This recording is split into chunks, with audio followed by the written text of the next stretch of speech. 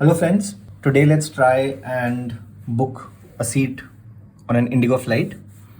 To start off with, you need to simply type Indigo on your Google search, which will take you to the Indigo website. So let's just go into the Indigo website. You can close all these requests. You can go here and click on view and edit your booking. You'll be asked for your PNR code. This PNR code is generally a 6-digit alphanumeric. You'll be asked for your email ID or your last name. It is always recommended that you use your last name because the email address could sometimes be that of the operator that you have booked via. So we'll just click on input our last name, and once that is done, click on get itinerary. Once you get your itinerary, you will see your ticket here, and under the modify section, you will have an option to select or change your seats, or you can cancel your flight or change your flight and all those things. But for now, we are just going to look at the seats. Let's click on select or change the seat, which will open the layout of the aircraft.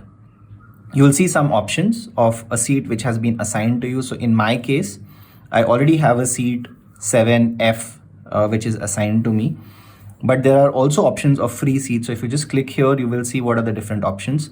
So very light blue color essentially means a free seat. So if we close here and we go absolutely to the bottom, you will see there are some free seats available. Generally, these free seats on Indigo are towards the aft or the rear of the aircraft. And these are generally the middle seats. So if you see these light blue colors, these are the free seats that you want. For now, I'm not going to change my seat because 7F is a good window seat. So I'm just going to stick to what I have.